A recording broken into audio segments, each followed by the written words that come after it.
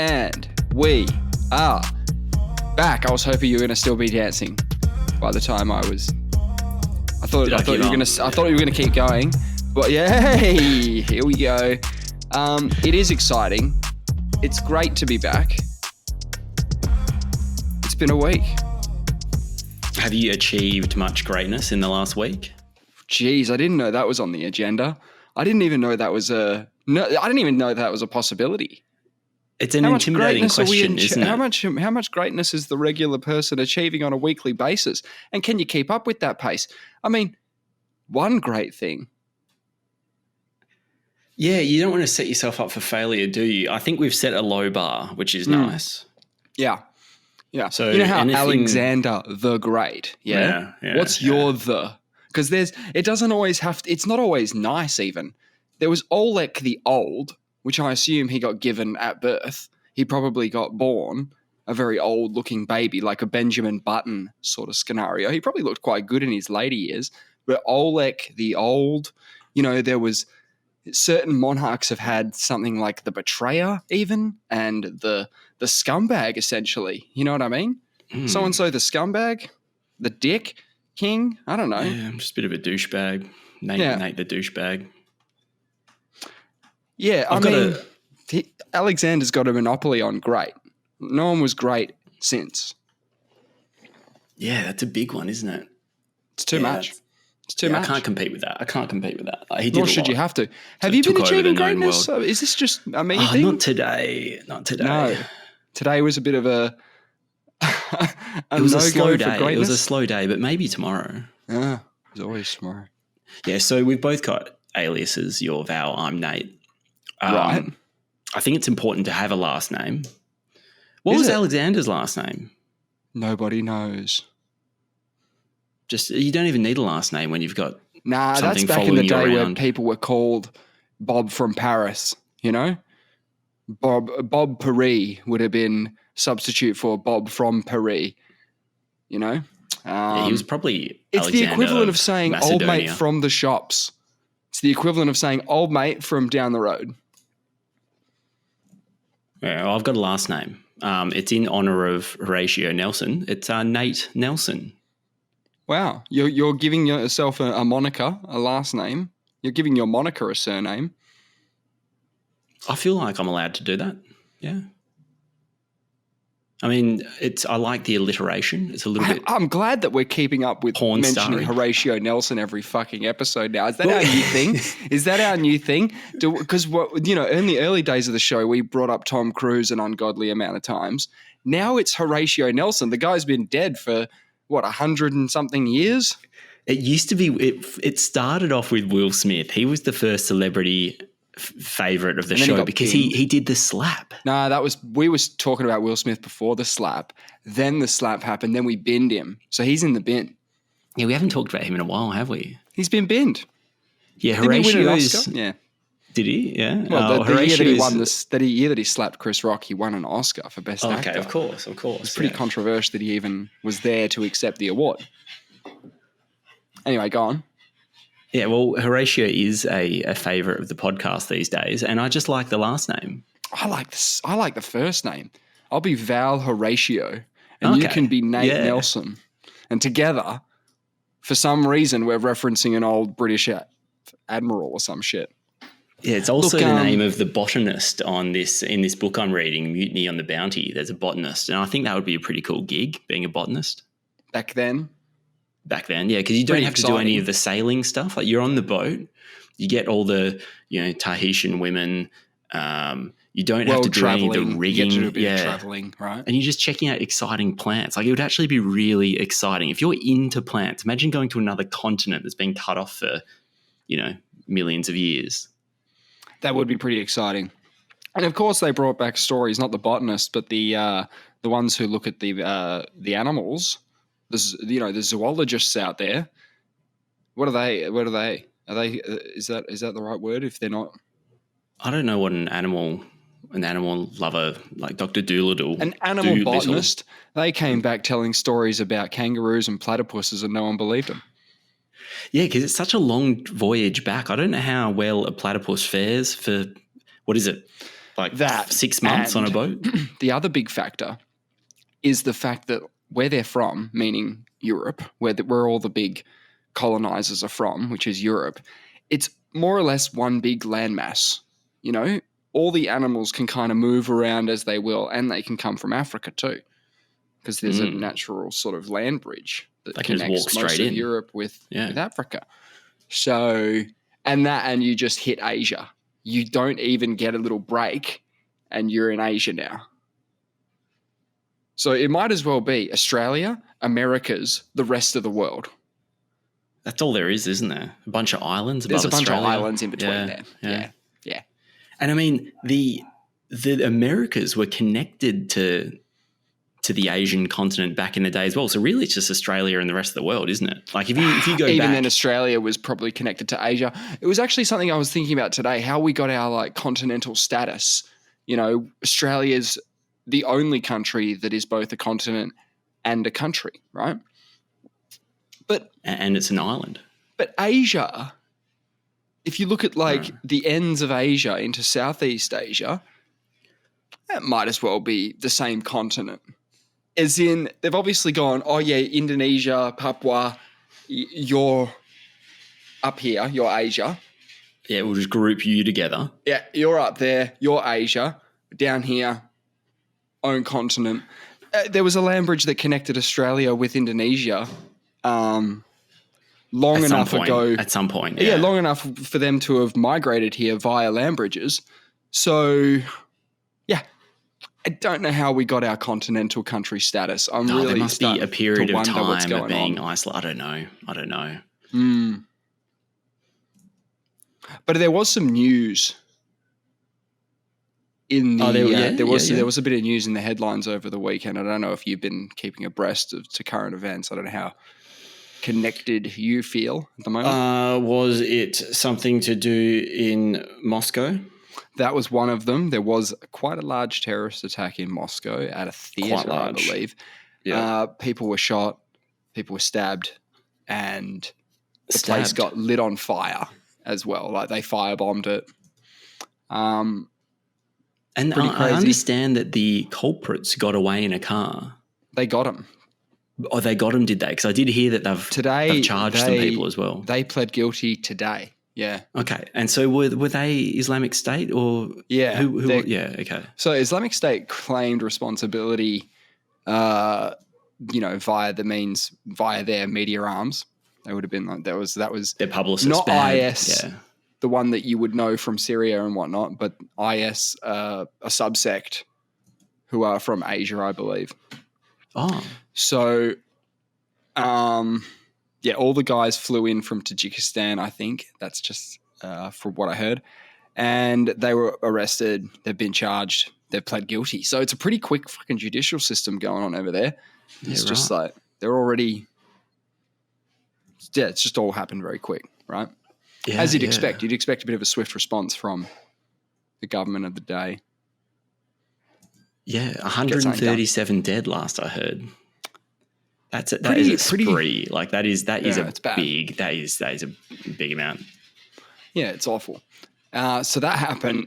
Also, Princess Kate came out with a video. Yeah, she's alive. She's not. She has cancer. It's positive news and negative news. It's bittersweet. Yeah, I think it'll go a fair way to silence a lot of the people who were getting conspiratorial with it. If it's a cancer diagnosis, you can understand A, why someone would want to keep that under wraps, and B, why she needs a bit of time to herself, sorting things out.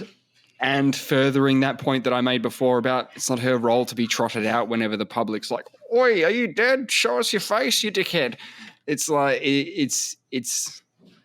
I don't know what her job is, but it's not that. Well, she was earlier in the week, before she came out with the cancer diagnosis, she was spotted trotting about. And just to add to the conspiracy theories, no one believed it was her. That was a bit awkward. I don't know whether it was or wasn't. Man. I'm one of those people, man, because I don't know if I looked at a doctored image and that's been all the craze. But when someone goes, "Oi, I zoomed in the photo of Kate with Will at the farm shop," and that's not her, bro. And it's a It's a photo, and you look at this one angle from the thing, and you're like, "Oh, that really doesn't look like her." So I can understand why people were willing to reject that, given that there is so much secrecy going on around it. And she has this almost body double. This person, I would have a body double.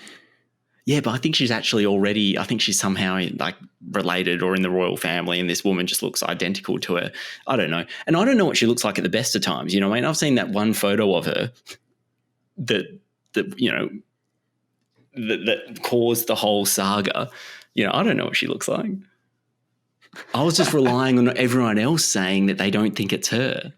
If there's going, well, there seems to be some conjecture. And there are 50,000 top comments and they're all, that's not her, bro. That's either an excellent troll from the kids on the internet, or it's something that warrants a further look in. In the end, the Kensington Palace have released the video of her to camera saying thanks for all the support. Give us some privacy for a bit while I do some chemo, which I don't think anyone's going to get uppity about. No, well, it did see make you at me Easter, think about... or fuck you. So that situation's been more or less put to bed, I think. I think so. But it did make me think more about deep fakes. And it's going to be a massive problem. Yeah, that's going to be a massive problem. Like, I'm sure that's her. Huge. But soon, very soon, if not even now, some people will be saying, I haven't heard this about Kate at all, but there's no reason to think that in the very near future, people will be releasing videos that aren't actually the person saying stuff, and it's going to get a lot of people early on. Sure. And I don't know how this stuff gets verified.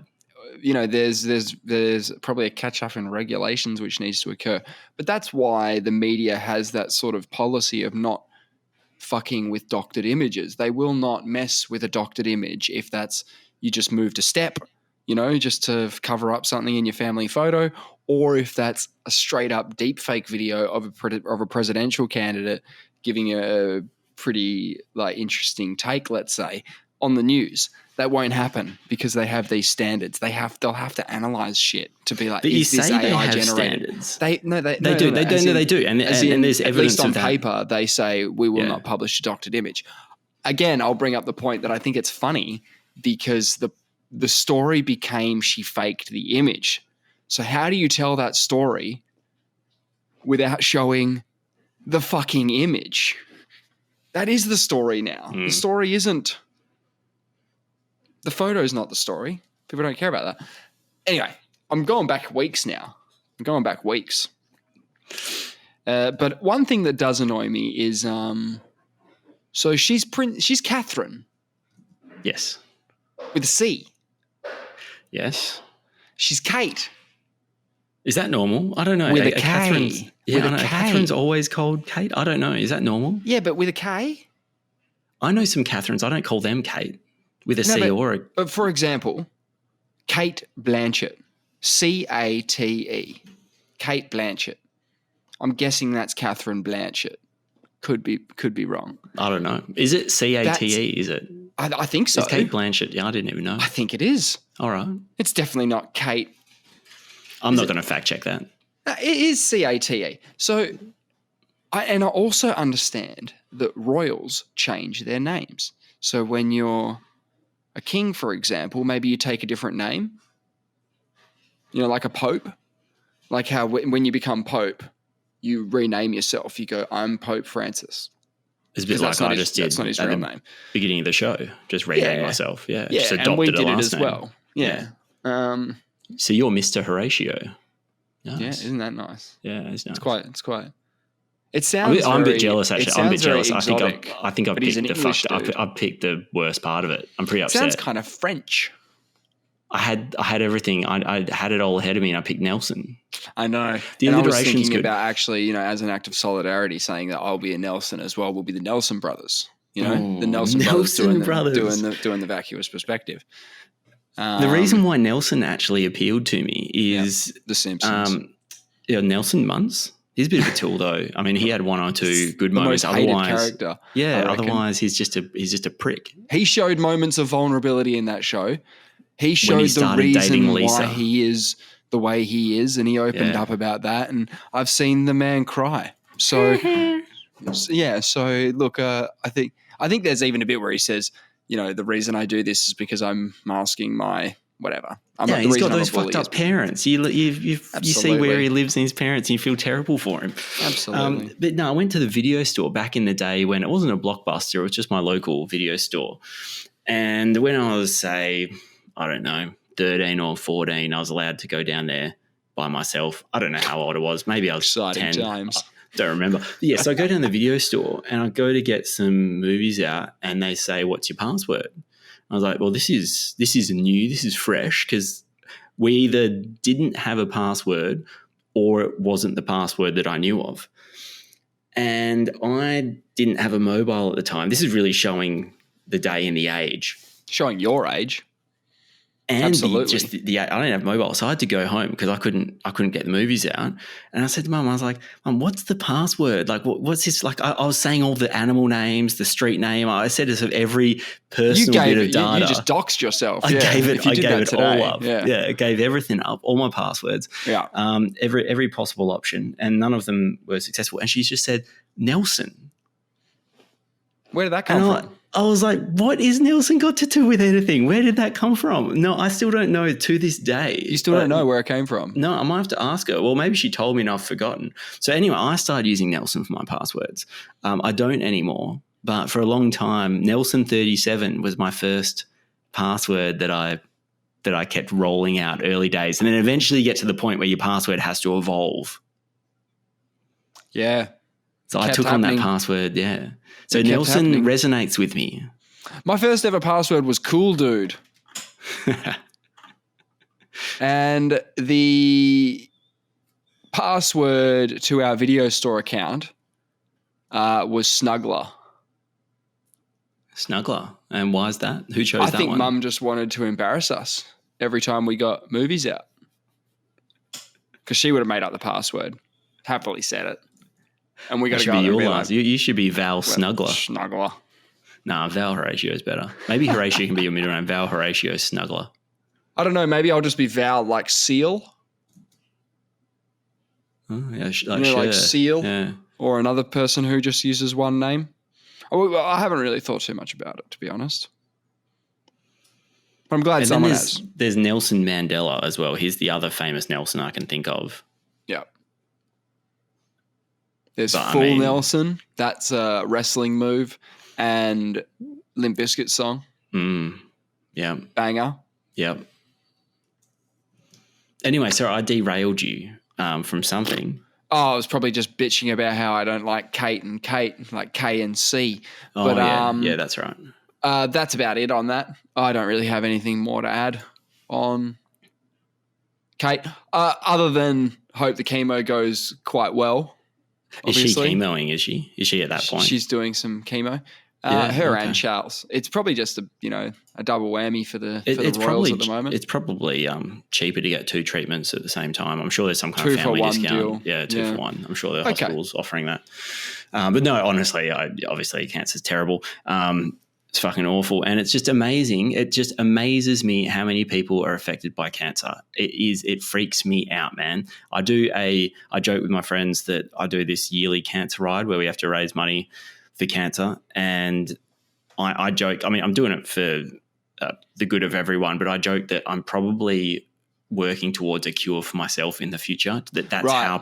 That's how prolific this thing is. Like, right. Who am I to say? Why would I think that I'm going to be in any better situation than a lot of family and friends? A lot of family. Like I have, of course, it's actually probably more family than not have cancer. You know what I mean? It's fucking crazy. Yeah, absolutely. And it must be an environmental thing. There must be something going on. I'm surprised that we haven't, because I don't think it's just detection. I think the rates of cancer. Well, obviously there was a point in time where detection was zero. Yep. They think that a lot of people that died hundreds of years ago was likely cancer, but they actually didn't know how to say that. They didn't know how to diagnose that. A lot of people would have been, but we've been able to diagnose cancer for, I guess, a while now. It seems like I'm not taking the data. Just in my experience, the the cancer like rates of people close to me seem to be very high. Yeah. Yep. What do you think that? It could be a lot of factors. I think there's a lot of factors. I think it's I think it's an environmental thing. I think it's what we eat. It's how we live. Yeah. Doesn't seem very natural. What we're doing is not very natural. Yeah, sure, but there's ways to, I guess, mitigate your risk, right? I think we'll sort it out. I think we'll figure out cancer, or at least, I mean, we've already figured out a lot of cancers. Like, we do pretty well. The treatments actually do amazingly well against a lot of these cancers. But we just don't have the silver bullet to just eradicate it, like polio. Yeah, as in something preventative that we could do so that we never develop it. Yeah. Okay. Well, we'll see how it goes. They're in good hands. I mean, no one's going to be in better hands than the royal family. Yeah. What is I wonder what your friend thinks about the whole Will, like the Will Kate friction. Yes. The article that I read about the sort of I don't think that's salacious idea that he's having it off or whatever. Yeah, with Rose. Or the potential. The illegitimate child. Yeah, that's another. Did she talk to you about that, or did you children? Did you she talked that? to me. She talked to me. Yeah. I didn't. Because you wouldn't just throw that out there. Don't know anything. And she was also saying that there was maybe someone that's like 10th or 11th in line that's been getting heaps of publicity lately. And she had some theory about that as well, and I don't remember what it was. But she thinks that there could be some shenanigans at play. And I'm going to find out. Part of my homework is I'm going to go do some research, some real hardcore research. I'm going to go talk to this woman. Whoa. Yeah. I'm not going to fact check anything. That's probably a better idea. Or we'll just get her on a call. Yeah. We'll get her to give us the skinny. And so do I just put her on speakerphone? I wonder what that sounds like. No, you just get her to go on Discord and we'll just chuck her in the channel. She can come in, talk for a bit. Yeah, okay. So would she have to download Discord? Actually, she's got to be in here. She's got to come in here. Anyway, we can discuss the logistics of how we do this probably a bit later. But we'll make it happen because it's easy. We're just going to talk shop. Yeah, because I got a lot of questions. No. Don't worry about that. Hey, if it's anything, we'll figure it out. I can actually report on something firsthand, not through someone else. I went to see Dune II. Did you? How was it? Yeah, it was good. I'm sorry for not seeing it with you as well. No, that's we talked about it, but we dilly-dallied, didn't we? Totally. Yeah, missed a couple of weekends in a row. Yeah. And that's, I get it. It gets to the point where you want to read up on it some more. You want to look at some of the analysis maybe. Like that's like 45 to 50% of the reasons I watch anything is so I can then go and watch all the analysis later and go, cool. And then I can watch it again or I never will watch it again. Back in the day when I was younger, before there was this amazing, I guess, avenue for all these analyses, which is YouTube, you would just watch the movie again and again and again and again and again and again. And it's partly because Netflix didn't exist and you would just be spinning the same DVDs over and over again because that's what you knew. Now, and you I learn don't really something feel like I need to watch it again. I can just have you watch seen some analysis. What? Have you seen Dune II? I'm still going to go see it. I'm excited. Yeah, I have to go see it at the cinemas too. So it's got great. The soundtrack, like the sound is fantastic. What do you call it? No, the score. It's kind of weird. It's a bit like sort of. I don't know how to explain it. I wouldn't know how to explain it the best of times, but because it's set 10,000 years in the future and it's kind of got like deserty vibes, like Araby sort of desert vibes kind of thing. Yes. It's got a lot going on. It sounds wild. It's got this strong. I liked it personally, but I'm surprised that it's been well received. No, everyone's loving it. Is everyone loving it? Everyone's loving it. Yeah, because that's what I've heard, but I haven't actually looked at the other people's reviews, just friends and things that have seen it. I've asked them and they all love it. It's usually a pretty good metric though. If you don't hear anything bad from everybody, it's probably indicative. It's a bit preachy though. It's a bit Jesus-y, a bit like the first one. They are. There's lots of religious imagery. I don't know about Dune, but I know about Star Wars. And That's pretty Jesus-y, bro. Mm-hmm. You got this dude born of a virgin, born of the Force. He is the chosen one. All this stuff. It's just that classic archetype, the hero. Yeah. I think it's called The Hero's Journey. The Hero's Journey. Have you heard of this? Yes. Yeah, so it's a storytelling technique of a person. So you take Luke Skywalker. He has it's sort of a way to do a story. So he'll have a change in his paradigm. So they'll say, hey, your parents are dead, or your foster parents are dead. Then he has to tackle this new world. And then usually with the help of an old wizard, which in this case was Obi-Wan. And then you have him making a new norm at the end of the circle. The new norm is now the new him, so that he's ready to do the hero's journey again, which is be removed from that. So let's say he becomes a Jedi at the end of the movie. Cool. He's back at the top of the circle, gets to start his hero's journey again. How do we do that? Well, we shake shit up a bit. We create tension and we fuck with his life so that he has to learn new skills, adapt, overcome, usually with the help of an old sage, in this case Yoda, and then ends up new paradigm, sort of a different kind of Jedi by the end of Empire, and then he can start the hero's journey again. And you could just keep doing that Rinse forever. and repeat, Yeah. I think it'd be kind of fun to fuck with the circle, because apparently every movie is sort of follows this logic of the hero's journey. There must be something, like within us. Start at the end. It must really resonate with us. I don't know why. Let's go backwards. That sort of upset me a little bit. It's like Paul reluctantly kind of assumes the mantle of Emperor of the Universe. You know what I mean? It's a bit like, I'm like, I don't know. It doesn't really jive too well with me. Yeah. I don't know why you always have to be the best. Why do you have to? I kind of like those movies that kind of don't end on like a particular high note. What's a movie that doesn't end on a high note? This is a bit, yeah. There's lots. I can't really think about them, but this one, Dune 2, is actually quite arty. It did give me a bit of David Lynch vibes about it. Yeah, it makes sense that he was linked to the project in the beginning, in the 80s, because he has vision, he has a vibe, he can bring that to science fiction. It's supposed to be an unfilmable movie, or book, should I say? And that's and that's a challenge. You want to lay down the gauntlet. You're talking, who passed up Dune?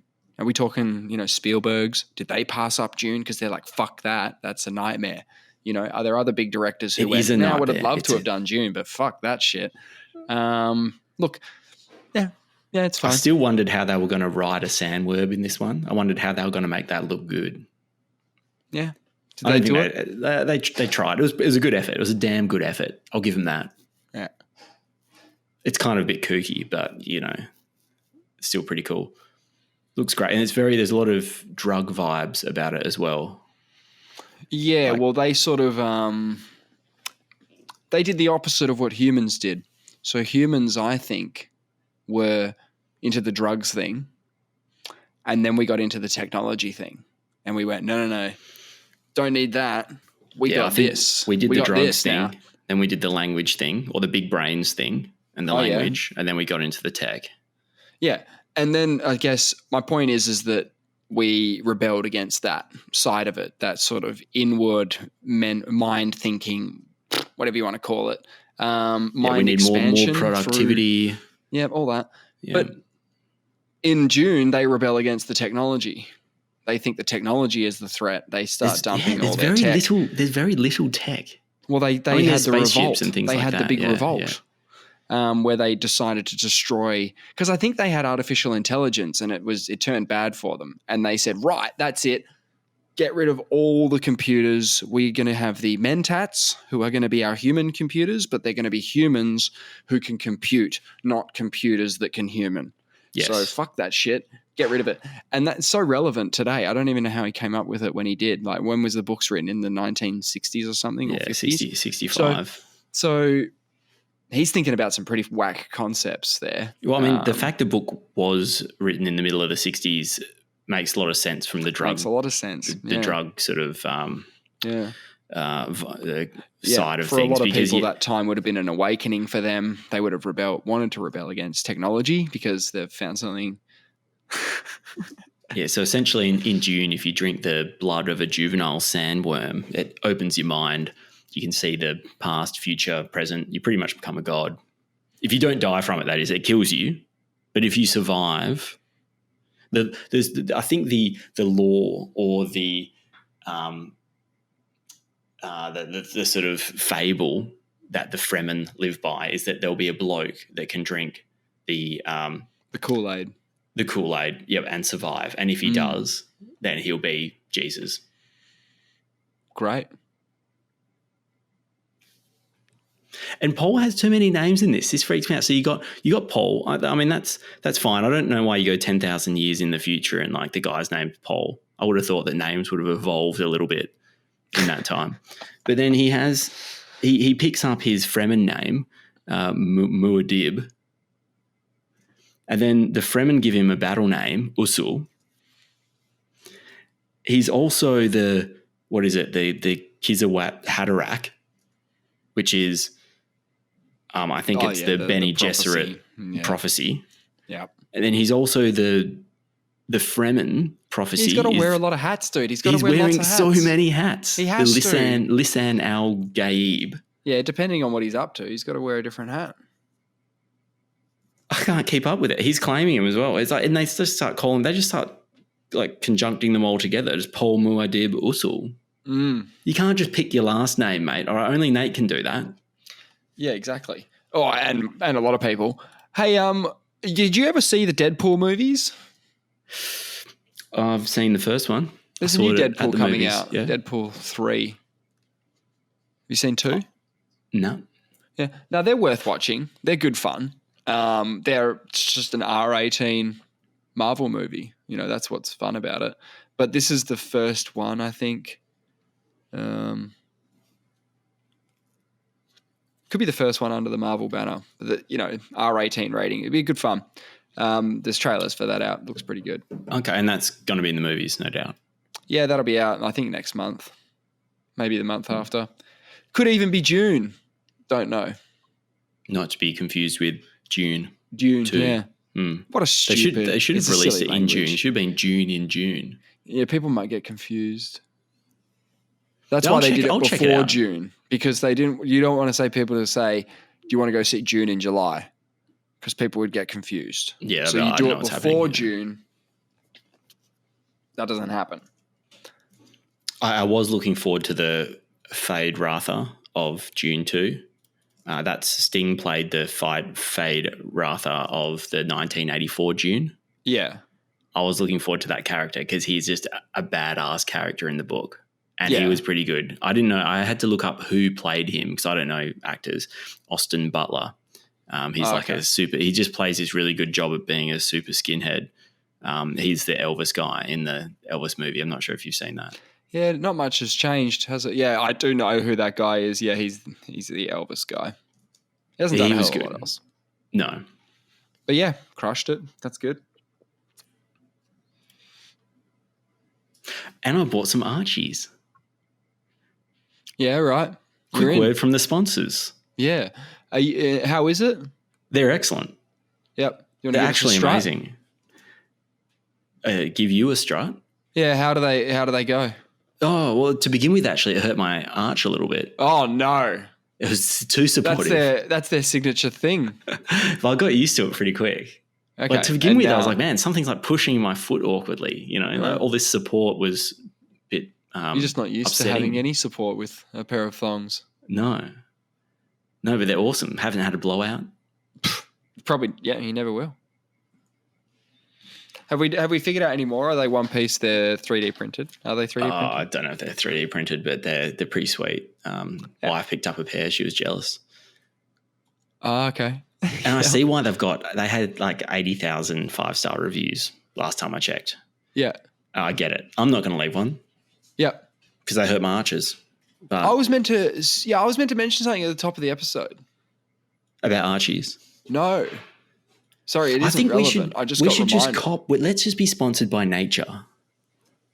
Okay. This. Yeah. Like we can just say things. Well, we're sponsored by coal,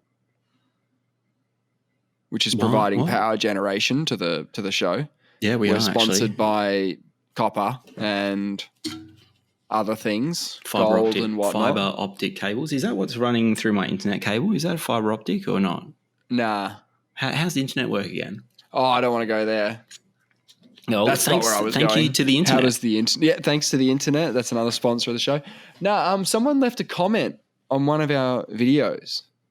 Oh yeah, about being in the oil rig or something, or we would be perfectly suited. No, I reread it. I still don't get it.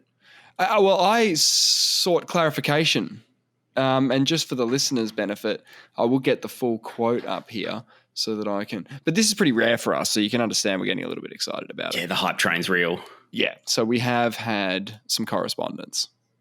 It says, you know where I think you guys' skills could be really used is in working in an oil rig. It really suits you guys. So I wrote, seek clarification. I was meant to address this. Is this a put down? I can see why you asked the question. I couldn't figure out working in an oil rig. It really suits you. It's kind of nice, but you feel like it's a backhanded compliment. What are people in oil rigs doing? I think they're a bit bored. Actually, I think they need a bit of rubbish in their life. Maybe. Right. So you think that we'd be able to provide a bit of bants for them? You think that's what he's going with? Oh, maybe. I hope so. We don't know. Would I like to look at these things positively? Yes. I think even if someone says something horrible, I think that's excellent. Great. That's excellent. I mean, I actually think this guy was a little bit too on the fence about it. He should have gone one way or another with it.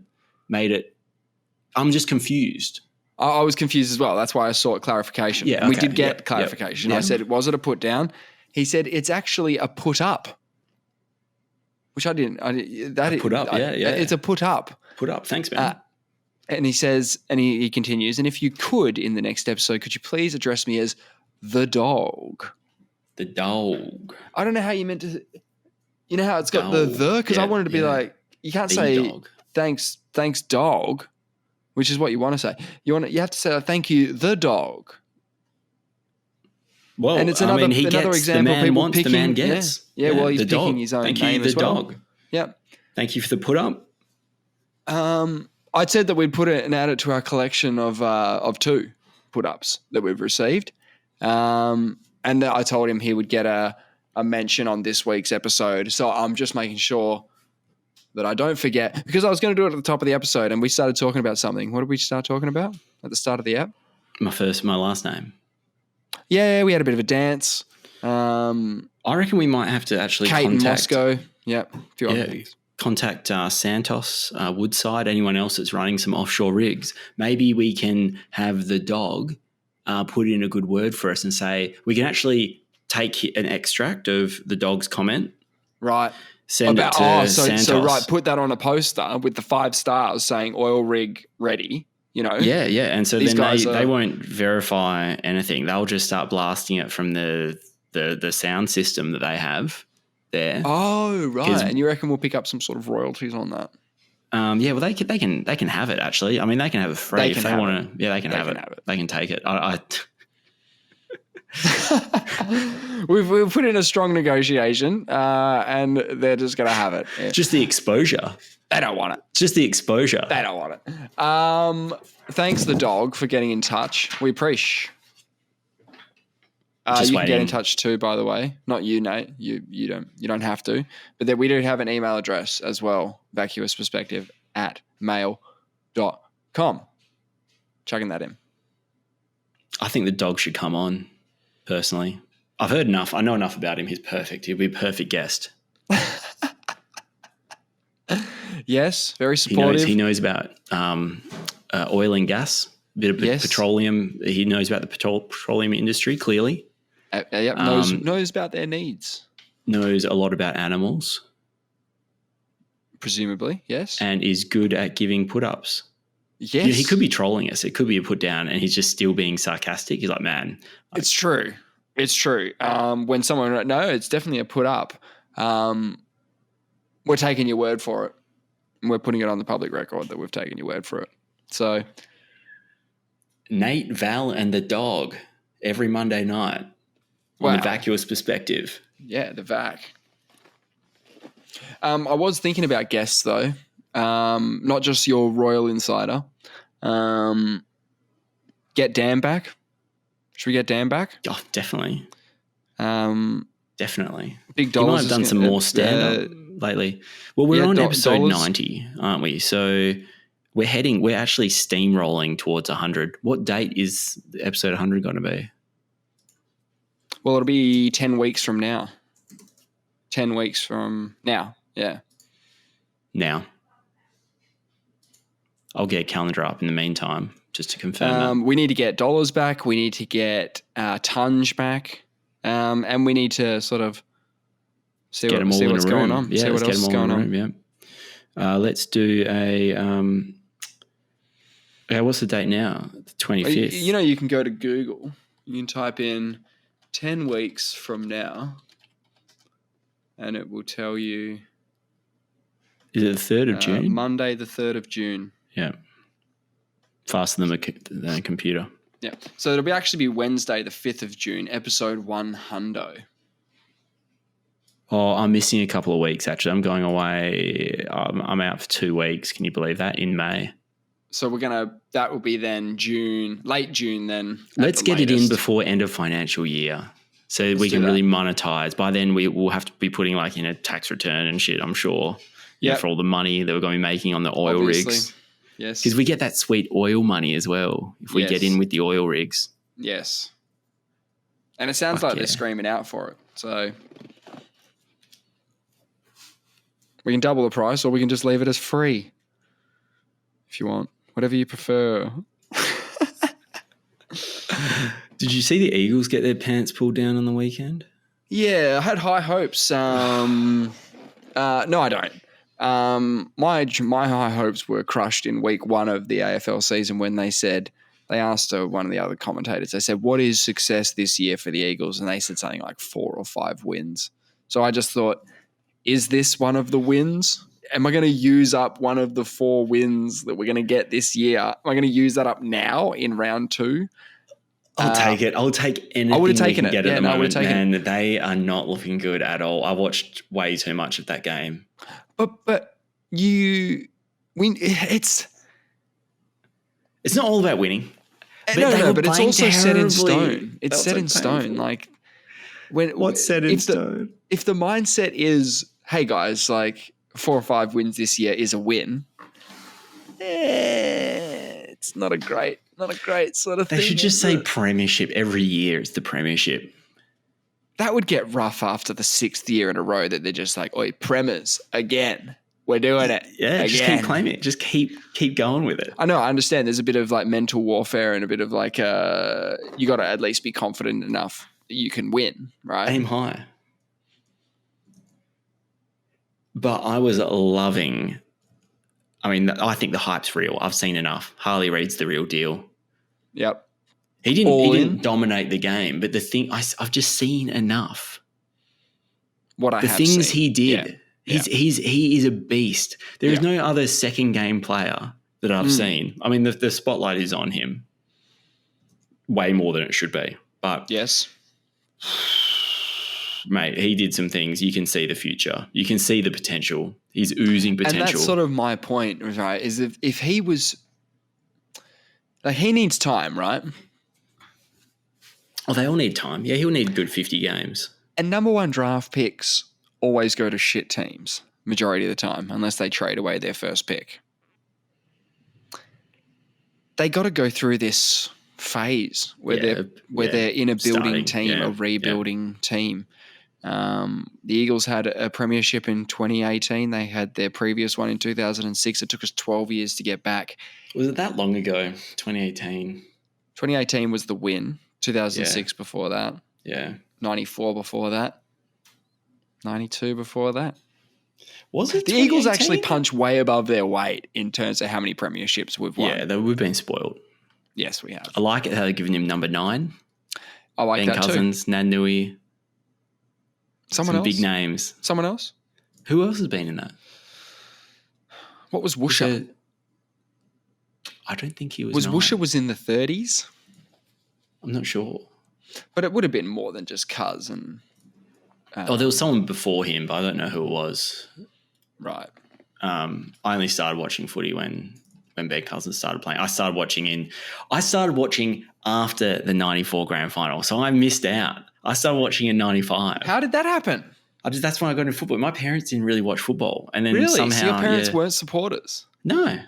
I mean, if you asked them, they were West Coast supporters, but they didn't really like footy. I only started playing footy because guys at school played it.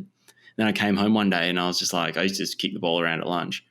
And I said I wanted to play. I wanted to play for Mars, though. And it was about 20 minutes from my house. And so my parents said, no, we're not driving you to footy training, because I used to catch the bus home. They said you can play for the team across the road. And I was like, who the fuck are they? You know? It was great. Yeah, then I made friends. Yeah, then I made friends with all those guys. And Laurenti actually played there. Oh, that's awesome. Probably for the similar reasons. Yes, exactly. I can't believe you missed out on the 94 and the 92. I know. Well, I was 6. Yeah, I was 6. And my parents, like my dad was a massive Eagles supporter back then. It popped off. Oh, I totally missed out. And so Harley Reid was on the back page of the paper this summer after getting drafted to the Eagles 30 fucking times. That's a lot of back pages. That's a lot of pressure. That is a lot of pressure. And you probably saw Puma bought the back page of the paper on the day of his first game. Yeah.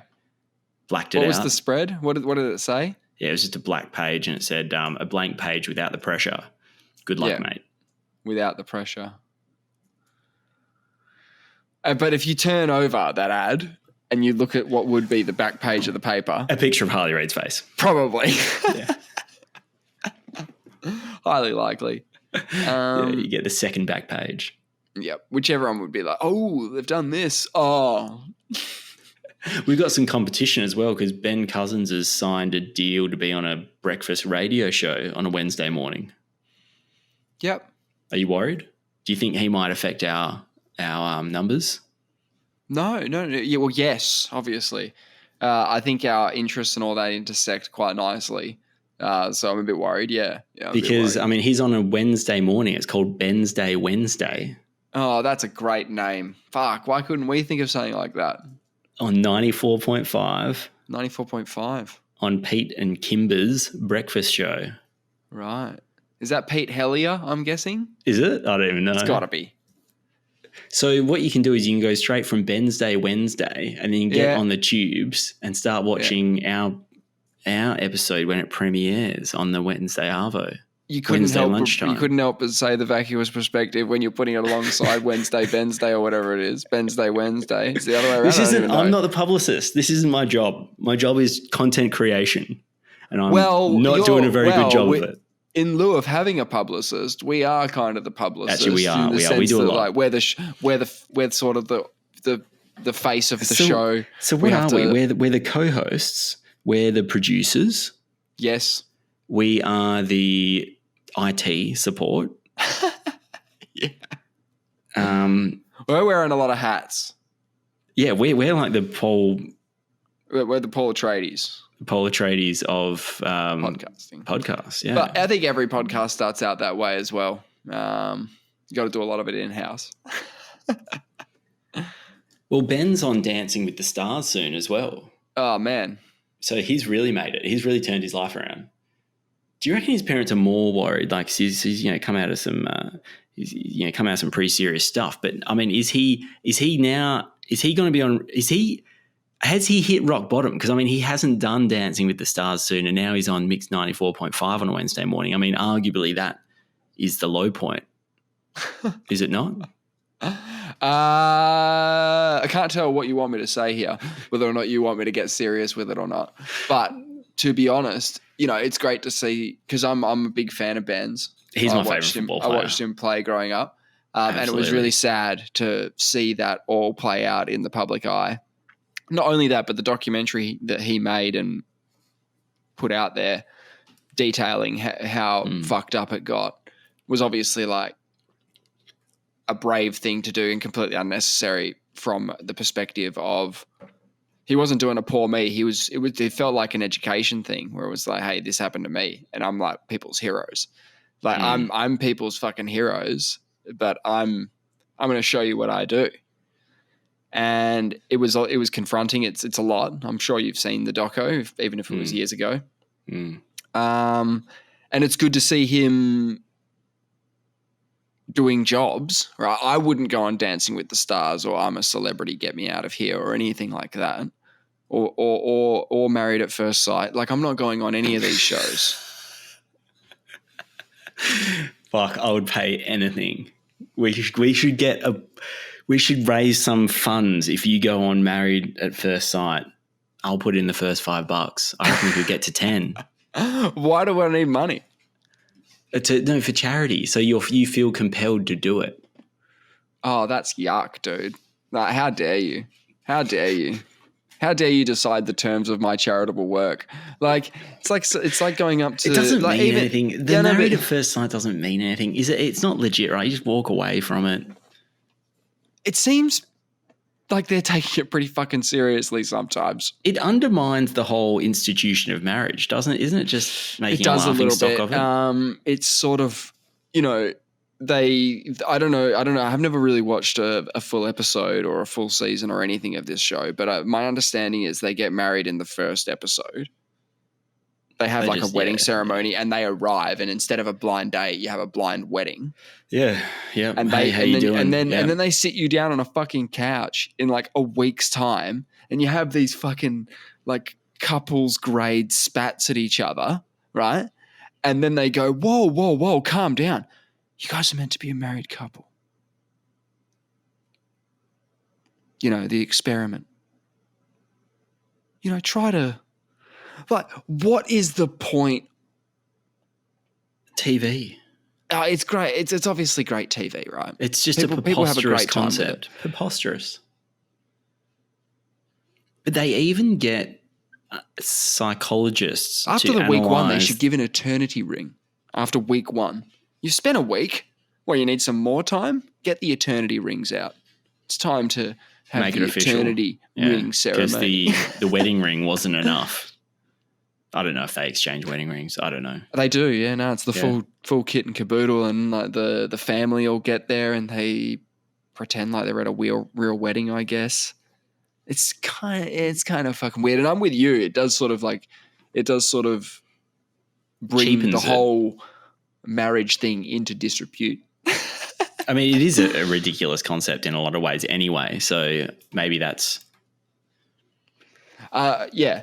And so for me, if I was Ben Cousins, I would consider Dancing with the Stars a bit of a step down. I would consider that a bit of a step down. He's doing heaps of other stuff as well. It's awesome. Yeah, but if he just needs something to do when he gets up in the morning, all for that. Yeah, is he doing it? Is he getting paid? Like, how much do you get paid to be on Dancing with the Stars? I have no idea, but I did catch. Sometimes I'm interested to, because you ever heard of that show, I'm a Celebrity, Get Me Out of Here? You ever heard of it? Yes. Concept is they chuck you in the African wilderness usually. It's sort of like a camp, and you are there for as long as you want to be, or you get voted out, or I don't know if there's some way of doing it. But I caught the cast list for the new season, which is launching today. So, do you want to know who's in it? Yeah. Of what? Sorry, I've missed it. What's the new cast? I'm a Celebrity, Get Me Out of Here. Oh, okay. Yes. Here's the cast for this current season. Right. All right. Hit me. You might know some of these names. You might not know some of these names. Some of the names you can't even click on them in Wikipedia. Excellent. So when they say I'm a celebrity, the level of celebrity is sometimes that's under questionable. Wikipedia famous. Which maybe they're doing it so they get a Wikipedia. Maybe that's part of the deal. That'd be great. Yeah, because once you've done something, then there's something you put on your Wikipedia. You can say, yes. Val, I was on this. Val Horatio has been on I'm a Celebrity, Get Me Out of Here. But Wikipedia page, please. It's more like get me in here. I want to be a celebrity. Get me in. Get me in there. Yeah, exactly. Now, you're going to have some it's going to be interesting when I tell you some of these names. Candace Warner. Oh, okay. Well, I assume that's Warner's. That's David Warner's wife. Yeah, wife. Okay. Who's also an Iron Woman. That's what she's known for, being an Iron Woman. I did know that. Yes. Okay. Ellie Cole. She's a Paralympic swimmer. Cool. Michelle Bridges, personal trainer from The Biggest Loser. Remember her? I remember her name, yes. Here's a name. Frankie Muniz. You don't know who that is? No. Malcolm in the Middle. He's Malcolm. For real. All right. Okay. So Frankie Muniz, a child actor from Malcolm in the Middle. He now drives in NASCAR. You're kidding me. Wow. He gave up the acting. Transition. He had kids and stuff, and he sort of said, I don't want them to get into acting. I think child acting is kind of scummy. So he's had a gutful of it. So he's minted, right? He can do whatever he wants. If he wants to drive cars around in a circle, then go on. Yeah, he doesn't have to do anything, I don't think. Although he was in Sharknado 3. How did they get to a third one? Oh, they've made way more than 3. He was in Sharknado 3. Oh hell no. That's the name of the movie. And okay, he's driving NASCAR and he's on I'm a Celebrity, Get Me Out of Here, Australia. So is he minted? I'm beginning to wonder how he's going. What is Sharknado? All I see is the Twister scene where the cows are flying around, but you replace the cows with sharks. Either that or I see a tornado ripping up the ocean, throwing some sharks onto the shore, and they just figure it out how to cause carnage. They evolve really quickly, yeah. I mean, if a shark, when you're driving along and if you hit a kangaroo, apparently the most dangerous part about it is sometimes they go through your windshield and they're struggling to get out and they can cause a lot of damage because you're in there now having a car-jitsu fight with a kangaroo. Yeah, and their legs are presumably come through the windshield and they are thrashing about. And that could be quite dangerous. So now if a shark flew through the air through your windshield, right, and starts chomping around, I reckon you've got some problems. I mean, they're probably they're powerful. They'll be like a salmon. Say that again. Salmon in your pants, it'll be a problem. Isn't there a Sharknado where the shark comes out of the water on legs?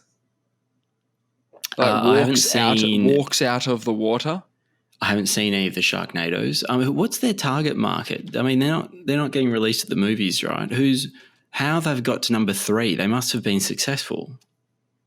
Yeah, so they're kind of like funny bullshit. So you got Sharknado 1. This will be like Fast and the Furious, but worse. You know how you did the Fast series? Yeah, okay. And you named all the movies? So this is Sharknado number 1. Sharknado 2, the second one, was the next year, 2014. The next year, 2015, Sharknado 3, oh hell no. So these are low budget, bro. Sharknado The Fourth Awakens. Oh. Sharknado 5, these are all 1 year after the other. They're all doing them in 1 year. Sharknado 5, Global Swarming. The Last Sharknado, It's About Time, was released in 2018. And then there's another 3 spin-offs. There's been 3 spin-off movies. Lava Lantula, which I assume is a fire-spitting tarantula. To Lava, To Lantula is the sequel. And 2025 Armageddon is a crossover movie using Sharknado alongside other films from the Asylum as basis for monsters sent to attack Earth. So it's over, is what I'm saying, but it was a nightmare while it lasted. Oh, I dodged that bullet. Frankie Muniz is on I'm a Celebrity, Get Me Out of Here. Michelle Bridges. Peter Dacos. Okay. Stephen K. Amos. Have you ever heard tell of him? Peter Dacos, I assume that's the Peter Dacos of Collingwood? Yes. Yes, okay. That's another interesting person. But I suppose you got to find someone, don't you? They got to dig up someone. Yeah, it's just celebrity. It's just the word celebrity I'm struggling with a little bit. Stephen K. Amos is a British stand-up comedian. You might recognise him. Tristan McManus is the last one. So, look, there's a few other names there, but I can't click on them, so it's hard. It's hard. Yeah, I'm probably not going to watch that one, but I don't watch much, so. No. I wouldn't mind seeing how Frankie Muniz goes because he's just out there with a bunch of Aussies. How's he going to go with that? In between his NASCAR laps. Obviously you've seen that Tasmania's got a footy team. Yes. The Devils. The Devils. They missed an opportunity with the Tasmanian Salmons. They did. I mean, they had to negotiate with Warner Brothers apparently. That's to a get joke. That's a joke. That Did can't they be not? real. I've heard that's true. Just ignore the phone call, apparently, is what the advice I was told, I think from Brody. Just ignore the phone call because that's bullshit. Not only that, but the Tasmanian devil is a species of animal. Yeah. So if I name my company Elephant, right? Now you can't name your company Elephant because I've named my company Elephant. I don't know how these lawyers get away with it, personally. It's a joke. Yeah. No, I heard they did have to negotiate with Warner Brothers. I read it in an article. Well, I can understand that if they, let's say, because where you would have those kind of disputes is because you're like, oh, you want to make money off our brand, right? Now, if the logo on the AFL Guernsey was the Tasmanian Devil, yeah, you've got we got a massive problem. If they're not passing off this football team as the Tasmanian Devil caricature. No, then it's the name. There's no one's going to be confused, are they? No one's going to switch on the Eagles versus the Devils and think that they were going to be getting Tasmanian Devil cartoon. No one's going to be misled. So the colours are... What do you think about devils, though? Just as a general sort of we've word. already got the demons. We've got the demons. Yeah, but demons and devils, they're on different levels. Are they? Yeah. The devil's one dude. Demons can be any number of things. Oh, so you're saying there should only be one... the devil, like the devil is... It's like you got God and the devil. There shouldn't be multiple devils. That's saying there's like multiple gods. We can't be. We're not worshipping. We're not monotheist. We're not being very monotheistic about it. Yeah, you're right. Yeah. No, I'm more with the sort of negative imagery around devils and the idea of devils. I'm surprised the demons are a team, to be honest. Given that demons don't generally do anything positive, very nice for anybody. Yeah, but they're bad boys. I mean, Essendon, what are they called? The Bombers. And what is their insignia? A fucking bomber, a B2, a B12 or B52 bomber or whatever, yeah. Exactly. Is that all right? No, in my opinion. What about the Tasmanian battleships? Yeah, the Tasmanian nuclear submarines. That's what I'm saying, the Tasmanian salmons. That's just a friendly animal. I mean, no one's got a problem with a salmon, do they? Well, they're just not very imposing. They're just not very. They're just not very scary. I thought we were going to go more down the track of like we had the Gold Coast Suns. Yes, when we start getting celestial power. Power is not anything. Yeah, it's just an abstract concept. I'm glad that they picked one and didn't just say like Tasmania United or something. You know what I mean? Where they do that instead of having give us a name, have a nickname. The Tasmanian Football Club people. But it's great. It should have been the Tasmanian Greys. What's that? The aliens. Oh, the Greys. Yeah. Well, we need something a bit more contemporary, don't we? I mean, how old's the bomber now? How old? I mean, and when you were talking about imposing characters to pick as your insignia, the Adelaide Crows, there's nothing really too scary about a crow, is there? They're smart. They got a very big brain to body ratio. Yeah, but at the moment, the most powerful football club are the Gold Coast Suns by a mile. Oh, if we're going purely by I see. Yeah, sun versus an eagle, we're fucked. Sun's going to kill an eagle. So Sun's going to pretty much fuck up everything. We have to, if we're going to take it to the extreme. We have to go to a supermassive black hole, don't we? Well, that's what you would call the Tasmanian team.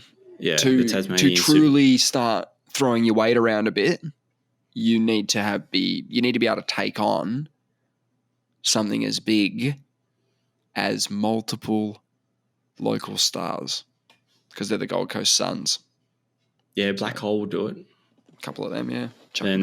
But I don't know where you go from there, though. That's the only problem. You're looking at a galaxy. I mean, the galaxies. That's a thing, isn't it? So I mean, someone was going, and then you got the universes. I mean, it's a bit. Is it too much to call yourself the Tasmanian universe? Is it a bit self? Is it a little bit too Tasmanian centric? Oh, sometimes they don't even feel part of Australia. Now they own the universe. Bloody hell. So the colours are myrtle green. Yes. Rose red. Red, yes. And primrose yellow. Obviously, they've got to pick colours so they don't clash with any of the current teams. We don't want another Collingwood versus Geelong scenario where prior to, say, 2006, if you had played a video game for AFL and you had Collingwood versus Geelong, you just don't know who's who for the whole fucking game. You understand? If you pick Geelong, they pick Collingwood, no one's going to know what the fuck Guernsey they're wearing until about 2006 when the graphics got a bit better. Then you can start going. And you started wearing home and away shorts. So the away team always had to wear light shorts. The home team wears black shorts. I mean, sometimes that's the only way you can distinguish who's who. Yeah, so they had to pick unique colours, and they did. I'm sure they mean something to them too. Yeah, myrtle green. I can't think of any other football club that has a predominantly green outfit. Power has Dockers used to have a bit of green. Yeah, a bit of green. But that's their old get up as well. Yeah, true. Apparently this is their traditional 1908 colours. Oh, good. They're going full traditional on it. As they should. Yeah, they should. And they've sold more than 40,000 foundational memberships. No, they sold 100,000. Have they? Last I heard was 40,000. No, they can't have 100,000. They would be the biggest club in the AFL. Yeah, but these are foundation memberships. They're for $10 and you get a sticker. Oh, is that all it is? You don't get... I thought a foundational membership just meant that you were on board earlier. I did hear they were $10. Yeah, so it gets you a couple of stickers. Yeah, Tasmanian Devils surpassed 100,000 founding members in less than 24 hours. Can we get one? Can we still sign up? Because we might be missing out on this. We want to get in early. We want to be one of these. Though, for the team. Yeah, that's $1 million. Look at the maths go, yeah. Well, if they even get 40,000 convert, they'll have more members than GWS and Gold Coast. And there is a legitimate chance of that because there's no team in Tasmania. I think there's very much a good chance of that. With GWS, there was already the Sydney Swans, and with Gold Coast, there was already the Brisbane Lions kicking around up there. So, yeah, you're right. And it's more focused on, I don't know if they're super into rugby as well in Tasmania or whether or not they like their footy more. I think they do like their footy. Hey, they like their cricket, Ricky Ponting and the gang. Yep. Whoever else there is. Yep. There's probably so Tasmanian football players. Yes. Richo. Yep. Matty Richardson. Alistair Lynch. And Jack Rewalt. They're the three big names that I saw. Yeah. And they must be happy. Oh, they'll be pumped. There's people who are unhappy. Really? Who's unhappy? All the people who would rather the money went to hospitals and schools and stuff rather than building a fucking big stadium. Please. They can't have all the money, all right? What do you mean? They're not getting any of the money. Schools and hospitals can't get all the money. Selfish education system. I disagree. I think the whole society is a black hole for money. I think the whole society's backwards. I think we should be paying the teachers multi-million-dollar deals and they should be getting Nike sponsorships. And I think that AFL players should be going out on the weekends and playing the game they love for a modest $75,000 a year. That's what I think. If you made teaching a spectator sport, give the teachers millions of dollars. Give the teachers millions of dollars from the coffers of the AFL, from the coffers of these clubs, who are just pissing money up the wall, so it seems, right? We've got actual problems, not just like on the field, in the classroom, in the hospitals. These dudes are on billions of dollars. I exaggerate, but you know my point. I see your point. The Prime Minister should be on about $1 billion a year because we need the best guy in the world to do it. They need the best guy. The Prime Minister needs a pay rise. Hey, seriously. I mean, there's people on oil rigs, not us. They're getting paid more than the Prime Minister. Yep. Oilies. I'm going to call them oilies now. I love people on oil rigs. Of course we do. We love them all. We love the dog. I hope the dog works on an oil rig. Oh, maybe he has in the past. I assume he's talking from some sort of like personal experience there. I assume. I could be wrong. But we need the best people in the world to work these jobs. They need to make teaching one of them is fostering the minds of tomorrow, and the other is doing arguably the hardest job in the country. But the football players, man, they put people in the seats, unfortunately. What we need to do is put the classroom in the middle of the stadium. Make teaching a spectator sport. Yeah. And make it the biggest sport in the world. It's really on the teachers. It's their own fault for not making it. For not making it more exciting, more dynamic, more attractive to sponsorship and advertising. 100%. No one wants, they're not putting bums in seats. This is the whole, they need to put some bums in seats. Oh my God. Oh my God. I need to send you this Norm video.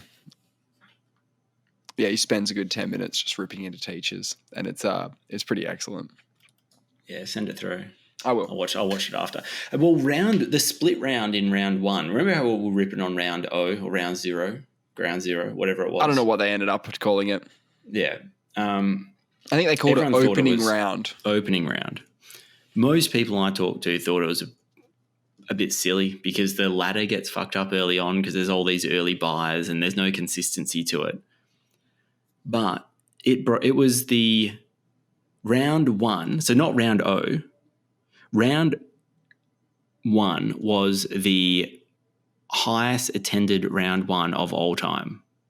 So round O was the entree that the Australian public needed. So what they did is they did games in every major capital except for Melbourne in round O. That is Sydney, Brisbane, Perth and Adelaide.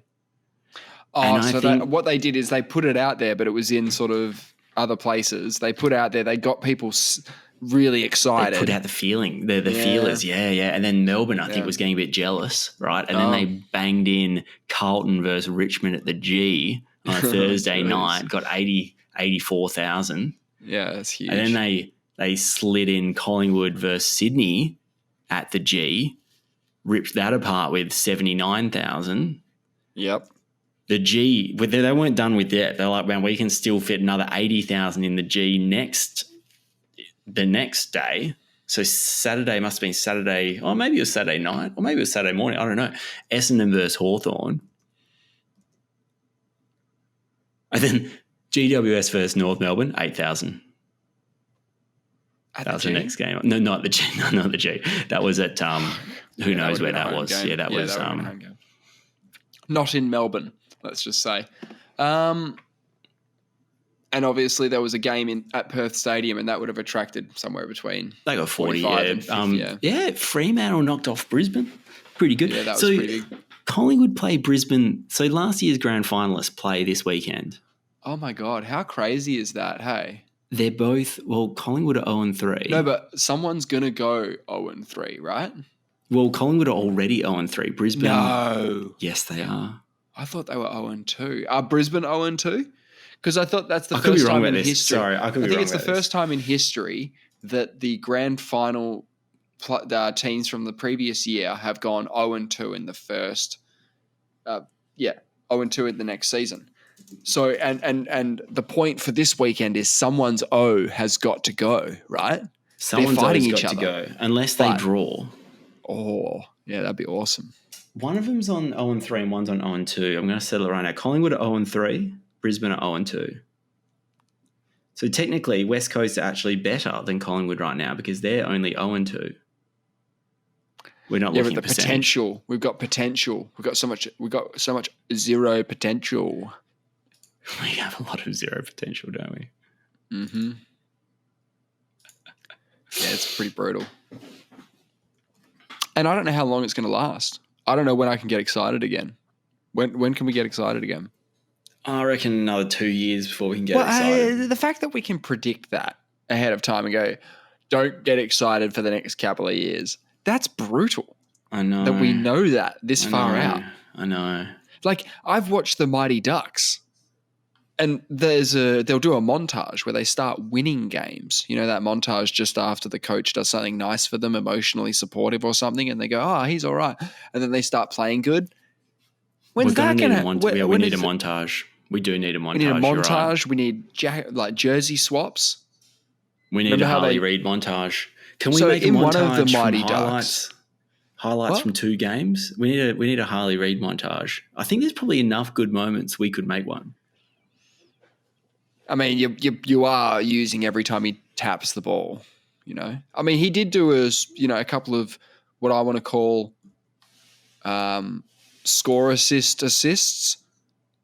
Are they stats? He was in the chain of play that resulted in a score, yep. which is actually quite impressive because we haven't had many scores. So if he's been in multiple it's going to be good when he kicks his first goal. That'll be great. Oh boy, that'll be cool. No, it is making me watch though. Like I wouldn't have even watched a game last season, but I'm interested. I want to see him out there on the paddock. It's great. It's great fun to see an exciting prospect out there doing his thing. That is fun. Oh yeah, he's doing it. Yeah. And I didn't realise Ben Folds was a serial divorcer, but he's just divorced his 5th wife. Oh, really? Is that recent, is it? Yeah, just the other day, which brings a whole new meaning to the Ben Folds 5. Got him. Why get married at that point? What, you just don't think he's capable of marriage? Is that what you think? No, just what's the point if you're gonna just keep divorcing him? Like obviously when he gets married to them, he's not thinking, "Geez, the divorce is going to be rough with this one." I know, but once you've experienced that bitter divorce, maybe it's not so bitter. Maybe it was all right. Maybe he quite enjoyed it. You know what? He likes divorce.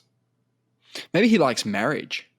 No, I think he likes divorce. I think he only gets married. I think he's really into marriage. But he only likes weddings. Like he likes getting married. So he can get divorced. He probably loves going down the registry. Why does he want to get divorced? But why does he want to get divorced? He's just so he can get married again. Free himself up. I'm looking at this, right? It says, so he had his first wife, 1987 to 1992. 1996 to 96. So he had a 4-year break and then he stayed with one for 1 year. 1999, so he had a 3-year break. 1999 to 2006, that's 7 years. The next one, 2007, he had a year break, got married again. So he's managing to get divorced and married within a year. Divorced 4 years later. That's efficient, isn't it? But he may have had them lined up. And then 6 years later, so he had a 6-year break from the marriage game, married the recent one, 2017, divorced 2024, so 7 years. So his longest marriage so far is that one. Oh, that's the one he's probably most upset about because he could have had 3 or 4 marriages in that time. Yeah, other ones. Shorter ones. Yeah, he probably was wondering, how do I end this one a little bit quicker?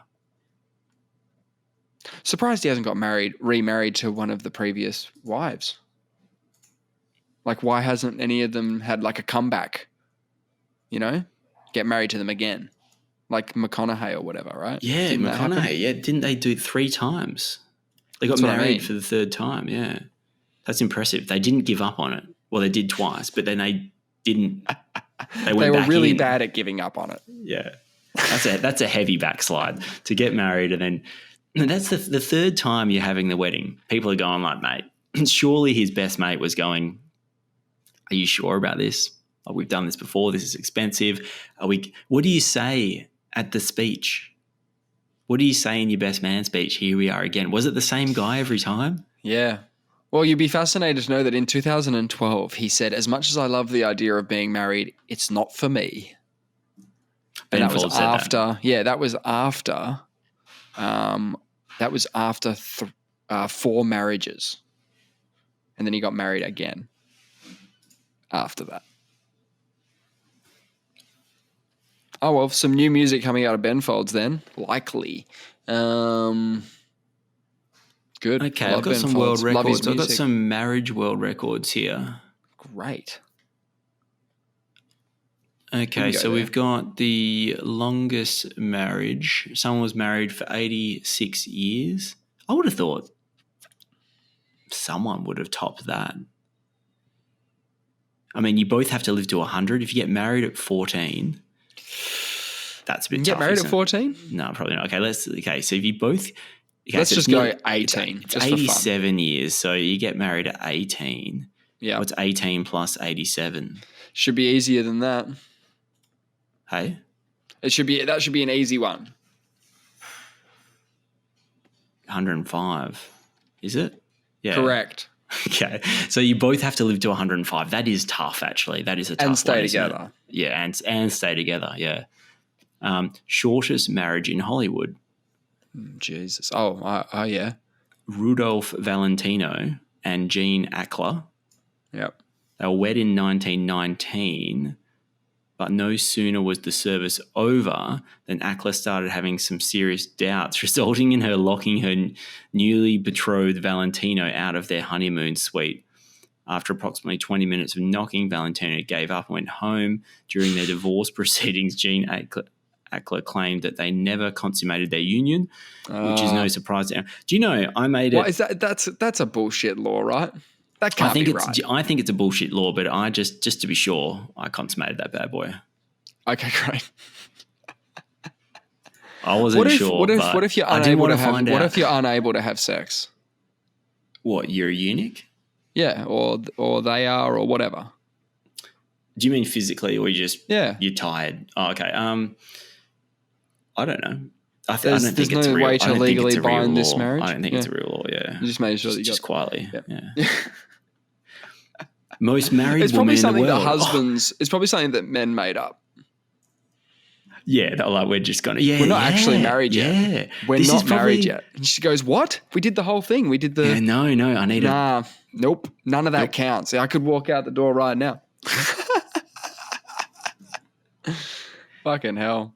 Well, I mean, a lot of people got married just so they could have sex, because sex outside of marriage was not allowed. So, I mean, they're keen. They're like, yeah, we got to consummate this or we're risking it not being legit. Yeah, obviously. Most married woman in the world. Oh. 23 times. 23, she got married at 16. 23, Benny. You got about 22 to go. Married when she was 16. Or she married Glenn Scotty Wolfe, the world's most married man. Wait. Her first marriage at just 16 was for love, whilst her last in 96 was for publicity. She married, so the two most married people in the world got married. I like that. I like that a lot. That's not going to last. No. Did it last? In between, Linda married a whole host of men, such as a convict, a homeless man, a musician, and a plumber. She just likes getting married. She didn't know what she liked. She just had to try one of everything. She was just collecting certificates, man. She was just racking them up. One marriage lasted only 36 hours, and she married one lucky fellow on 3 separate occasions. Oh, that's nice. He was real keen. While she divorced most of her 23 partners, her final marriage ended in 97 when her husband died of Oh my God. So the two most married people in the world got together and her husband died. Well, that was going to happen. And she lived out the rest of her days as a single woman. As a single? They didn't say like as a widow. She was back out. Like she was straight back out on the prowl. You wouldn't read about it. Man, that is wild. Is that even real? That can't be real. They should make a movie about that. That would be hilarious. Yeah. Firstly, it's a comedy, right? Because she's marrying, the plumber, the musician, the homeless guy. You can make a real funny thing of it, right? And then she decides to marry the most married man. They think it's just funny, but they fall in love. and then he dies and she lives the rest of her life alone. Interesting. It's genius. Dude, did that just used to happen a lot back in the day? Did people used to get because obviously divorce was pretty rare, right? People never really, got divorced all that much back then. No. But this Glyn Wolf guy did. He divorced a lot of people and usually spent less than a year with them. He was probably just trying to get half their shit. What I'll say is that although the idea of divorce wasn't really mainstream, the people that did it were hardcore divorcees.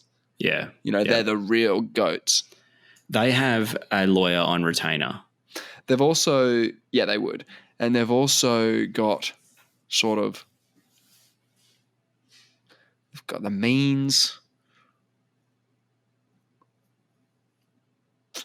They'd be good at getting married as well. Because, the more times you do something, the better you get. It's a bit like the podcast, although I don't think we're getting better. We're trying. If I was getting married every Monday night, damn, I'd be good at it. Yeah, that's a tough one. But they're really bringing the numbers up. What do you think's harder? Do you think it's harder to be the most married person in the world? Which world record's harder? Because you think that this is why I'm saying that the 56-hour podcast is low-hanging fruit. Because are you asking me if it's easier to marry 31 people? Yeah. Or 23. Was it 23? 23 people? Well, this guy, Glyn Wolf, is known for allegedly having the largest number of monogamous marriages, having married 31 times, although one of his marriages was annulled. Oh, my God. And several remain unconfirmed. So we don't know. There's a few question marks over Glyn's story there. Linda Wolf, also because they both share the same last name, Linda Wolf is the most married woman in the world. So obviously it disqualifies her from being the most married man in the world, which Glyn Scotty Wolf was. Yes. Oldest couple to divorce. Wow, 98-year-old Bertie and Jesse Wood. Yeah, at that point. Don't you just see it through at that point? 36 years of marriage. They got married late. They got married in their 60s for starters. They were 2 years away from their 100th birthdays.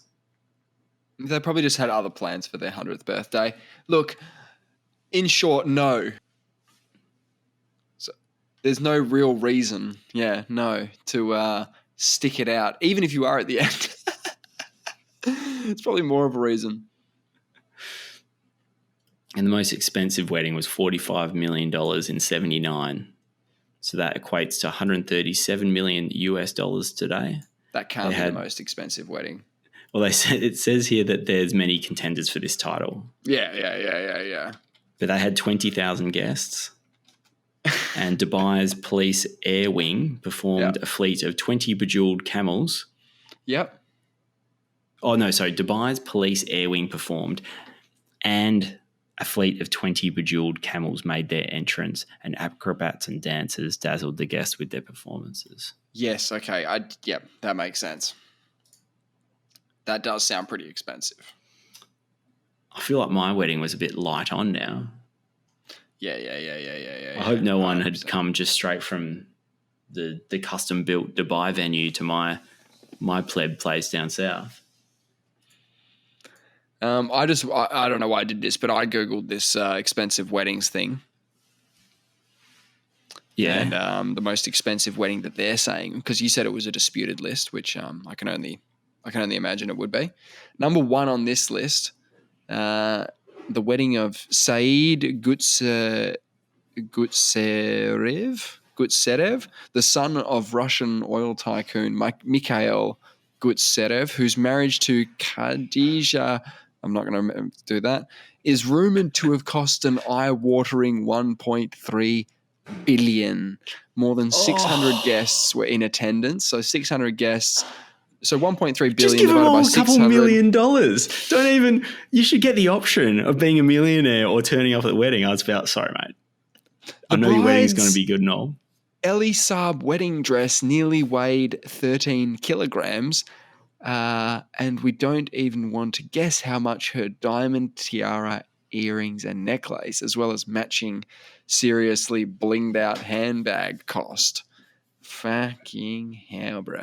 Oh, Jennifer Lopez, Enrique Iglesias, and Sting performed for guests who enjoyed a piece of their gigantic 9-tier wedding cake.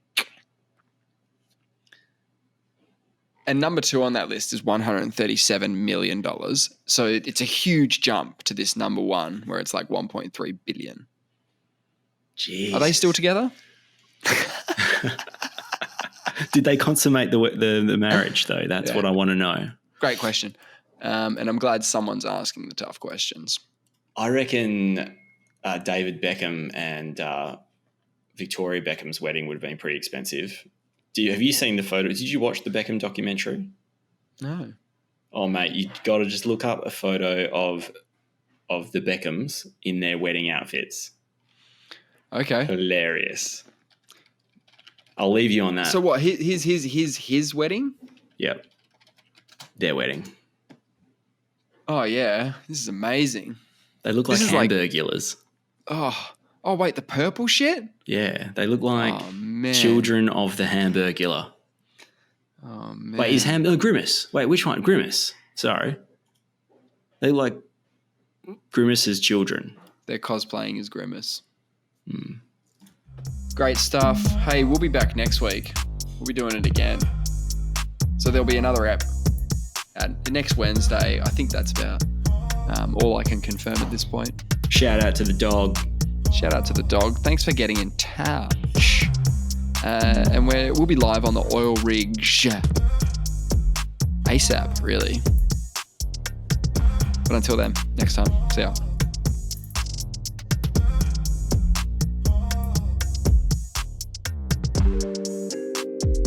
Don't worry, we don't have a pregnancy on the way or anything, but I watched a gender reveal plane crash the other day. So you know how you do fancy gender reveals? People they punch out the thing and it's either pink or blue smoke. Yeah, they'll do like a water balloon fight or whatever. Yeah, there's this video. Just check it out on YouTube. And this little small plane comes in above the couple, and it's going to drop its dust, whether it's pink or blue dust, and it pulls up right before the couple, and it's a spray of pink dust, and the wing of the airplane flies off and flies over and crashes, and the couple don't know what's happening. They're just celebrating that they're having a girl. Okay. And someone died in a plane crash. Oh, yeah. Is he dead? Well, it's a plane crash. I just assume as much. Oh, that's terrifying.